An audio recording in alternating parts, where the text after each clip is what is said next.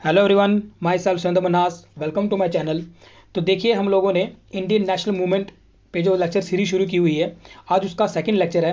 तो first video lecture में हम लोगों ने ये देखा था कि कैसे 1885 में इंडियन नेशनल कांग्रेस की स्थापना होती है, और हमने ये भी देखा था कि कैसे इंडियन नेशनल कांग्रेस में दो तरह की विचारधारा इकट्ठी रह के काम कर रही थी, यानी कि मॉडरेट्स और एक्सट्रीमिस्ट्स किस तरह से इकट्ठे काम कर रहे थे। कुछ क्लैशेस भी इनमें होते रहते थे टाइम टू टाइम। और हमने ये भी देखा था कि 1885 से लेकर 1905 तक जो मॉडरेट्स थे वो ज़्यादा डोमिनेट करते थे कांग्रेस पार्टी में। अब हम आज स्टडी करने वाले हैं 1905 में क्या क्या घटनाएं घटी। आप देखेंगे कि 1905 में partition of Bengal take place हुआ, उसके खिलाफ किस तरह से इंडियन नेशनल कांग्रेस ने रिएक्ट किया, कैसे आम जनता ने रिएक्ट किया, और फिर उस एक मूवमेंट शुरू हुई, और उस मूवमेंट को सप्रेस करने के लिए गवर्नमेंट ने कौन कौन से जो स्टेप्स उठाए, आज हम लोग ये इन सब घटनाओं को समझने वाले हैं। देखिए, इसको स्टार्ट करने से पहले मैं आपको रेकमेंड करूंगा कि जो पहला लेक्चर है, आप एक बार जिन्होंने उस पहले लेक्चर को नहीं विजिट किया है, प्लीज़ उस पहले लेक्चर को आप विजिट करें उसमें, क्योंकि अगर आप उस लेक्चर को अच्छे से स्टडी करेंगे तब आपको स्टेप बाय स्टेप चीज़ों का समझ आना शुरू हो जाएगा, और आपका जो है काफ़ी ज़्यादा इंटरेस्ट भी क्रिएट हो जाएगा इस पूरे की पूरी लेक्चर सीरीज़ में। तो चलिए शुरू करते हैं। 1905 में कौन कौन सी प्रमुख घटनाएं घटी, इसके बारे में जानते हैं। देखिए, पार्टीशन ऑफ बंगाल जो थी वो 1905 में हुई थी। देखिए, अंग्रेज जो थे, जो ब्रिटिश सरकार थी, उन्होंने शुरू में जो थे कांग्रेस पार्टी को कोई ज़्यादा आप कह सकते हो कि कोई ज़्यादा महत्व उनको दिया नहीं। उन्होंने सोचा कि यार कांग्रेस पार्टी जो बनी हुई है ये कुछ नहीं, हमारे खिलाफ कोई ज़्यादा आप कह सकते हो कि कोई ज़्यादा हमारे लिए खतरे की बात नहीं है। लेकिन लोग जुड़ते गए पार्टी के साथ, और इंडियंस और कांग्रेस पार्टी इंडियंस को ये समझाने में कामयाब हो गई कि किस तरह से ब्रिटिश सरकार एक्सप्लॉइट कर रही है इंडियंस को। और इस तरह से बंगाल जो था ना, वो नर्व सेंटर बन गया था नेशनल मूवमेंट का। तो ब्रिटिशर ने सोचा कि क्यों ना इस मूवमेंट को ही सप्रेस कर दिया जाए, इस पूरे के पूरे नर्व सेंटर को ही तबाह कर दिया जाए। तो उन्होंने क्या किया, उन्होंने एक, आप लोग कह सकते हैं, एक प्लान बनाया डिवाइड एंड रूल का। तो देखिए, उन्होंने ऑफिशियल रीज़न क्या दिया इस पार्टीशन का। उन्होंने कहा कि देखिए, बंगाल एक बहुत बड़ा प्रोविंस है, यहाँ पे 78 मिलियन पॉपुलेशन है, इसीलिए अगर इसको एफिशिएंटली एडमिनिस्ट्रेट करना है तो इसलिए इसको क्या करना पड़ेगा, इसको डिवाइड करना पड़ेगा। उन्होंने ऑफिशियल रीज़न यही दिया कि एक इंडियन, ये जो बंगाल है ये बहुत बड़ा प्रोविंस है, 78 मिलियन पॉपुलेशन है, इसलिए अगर इसको अच्छे से हम लोगों ने चलाना है तो उसको डिवाइड करना पड़ेगा। ये इनका ऑफिशियल रीज़न था। लेकिन रियल रीज़न क्या था, रियल मोटिव क्या था इसके पीछे? देखिए, सबसे बड़ा मोटिव था to strike at the roots of Bengal nationalism, क्योंकि बंगाल जो था वो नर्व सेंटर था इंडियन नेशनलिज्म का। बंगाल जो था वो क्या था, नर्व सेंटर था। ज़्यादा जो कांग्रेस पार्टी के जो प्रमुख जो लीडर थे वो बंगाल से ही आते थे। जो इंडियन नेशनल मूवमेंट जो जोर पकड़ रही थी वो इन्हीं लीडर्स की वजह से जो है वो इंडियन नेशनल मूवमेंट धीरे धीरे स्ट्रांग हो रही थी। तो ब्रिटिश सरकार को ये लगा कि अगर इसी एक रीजन को, इस एक रीजन की अगर यूनिटी को ही डिवाइड कर दिया जाए तो फिर उनको इस पार्टी से कोई भी खतरा जो है नहीं होगा। तो देखिए, इसी लॉर्ड कर्जन ने ये डिसाइड किया कि जो स्पिरिट ऑफ नेशनलिज्म है उसी को ख़त्म कर दिया जाएगा। कि जो स्पिरिट ऑफ नेशनलिज्म भारतीयों में जो आंदोलन के प्रति जो आप लोग कह सकते हैं एक भावना, एक भारतीय होने की जो भावना जाग रही है, इसी भावना को ही क्रश कर दिया जाएगा on the basis of language and, कैसे क्रश करेंगे, लोगों को डिवाइड करके। कैसे डिवाइड करके? लैंग्वेज और रिलीजन के नाम पे लोगों को डिवाइड करके। देखिए, उन्होंने क्या किया, उन्होंने बंगाल को दो हिस्सों में डिवाइड कर दिया, East Bengal and West Bengal.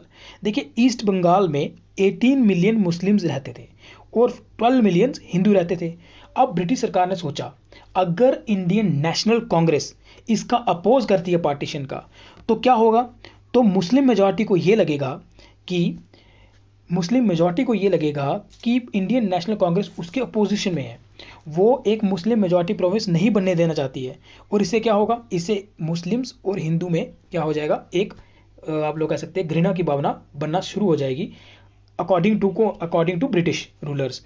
और उन्होंने देखिए, यानी कि ईस्ट बंगाल में हिंदू और मुस्लिम में डिवाइड जो है वो इस तरह से इन्होंने डिवाइड करने की सोची। और देखिए वेस्ट बंगाल में क्या था, वेस्ट बंगाल में 17 मिलियन बंगालीज थे और 37 मिलियन नॉन बंगालीज थे।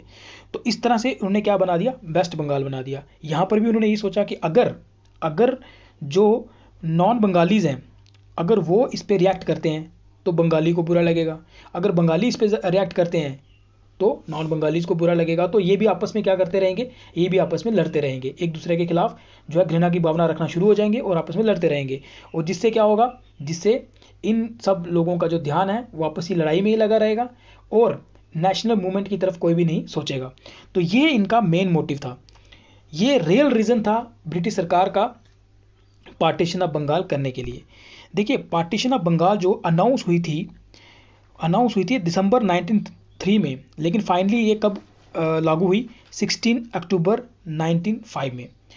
अब मेन क्वेश्चन ये है कि how people and INC reacted.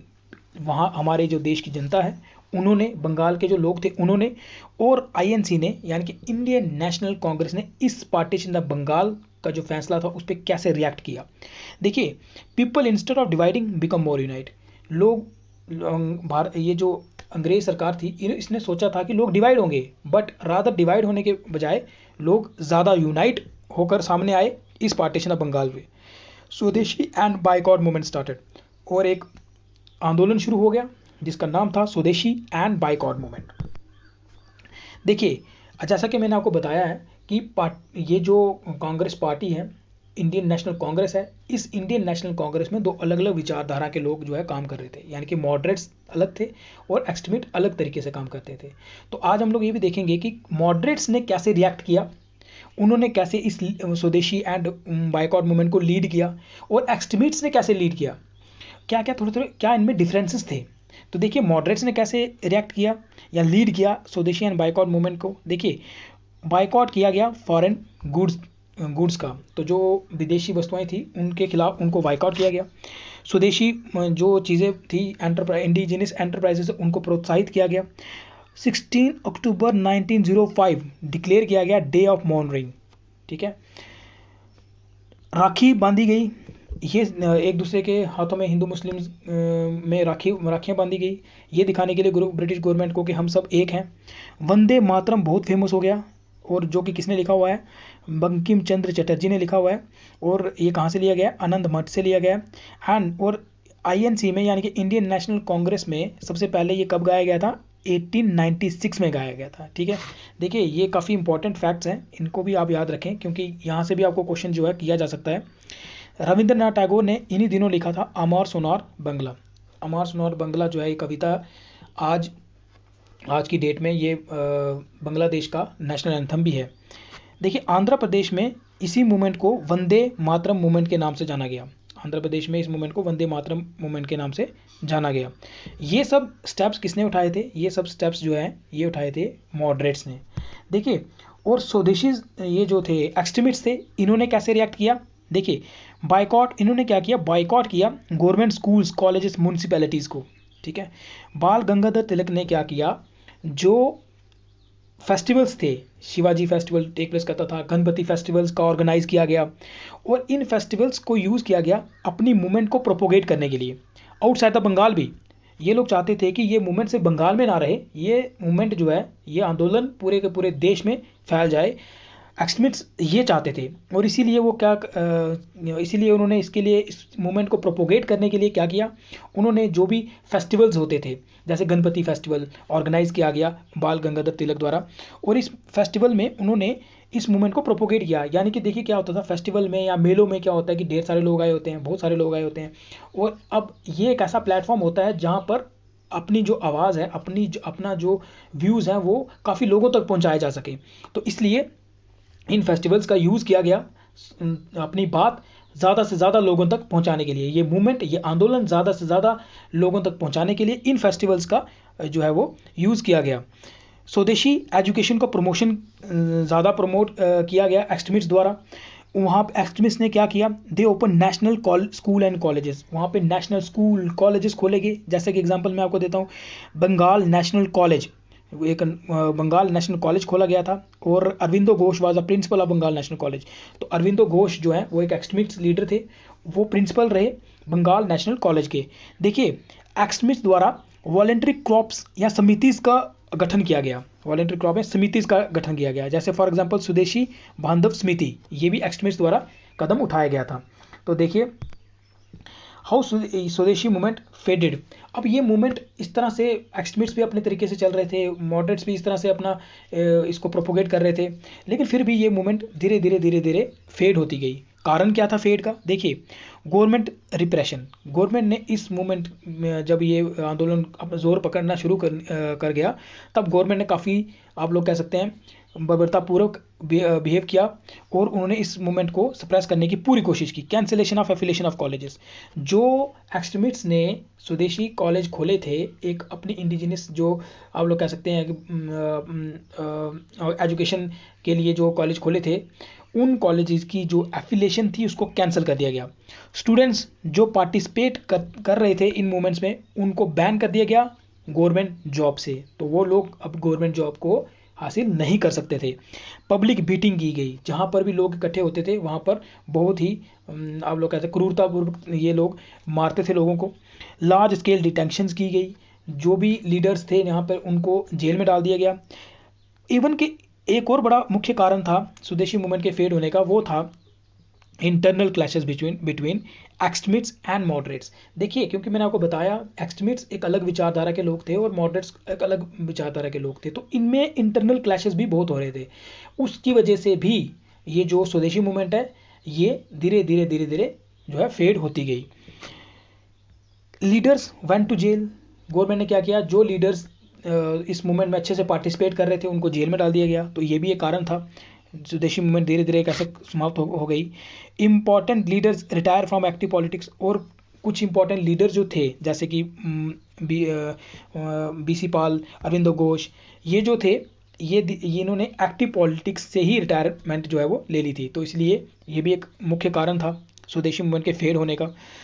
Sedition meeting act, अब गवर्नमेंट ने क्या किया, कुछ कानून बना दिए, और वो कानून क्या थे, जैसे सेडिशन मीटिंग एक्ट था, न्यू इंडियन न्यूज़पेपर एक्ट था, इंडियन प्रेस एक्ट था, ये इम्पोज कर दिए टू सप्रेस स्वदेशी एंड बायकॉट मूवमेंट, और ये एक्ट इम्पोज कर दिए गए ताकि स्वदेशी एंड बायकॉट मूवमेंट को सप्रेस किया जाए।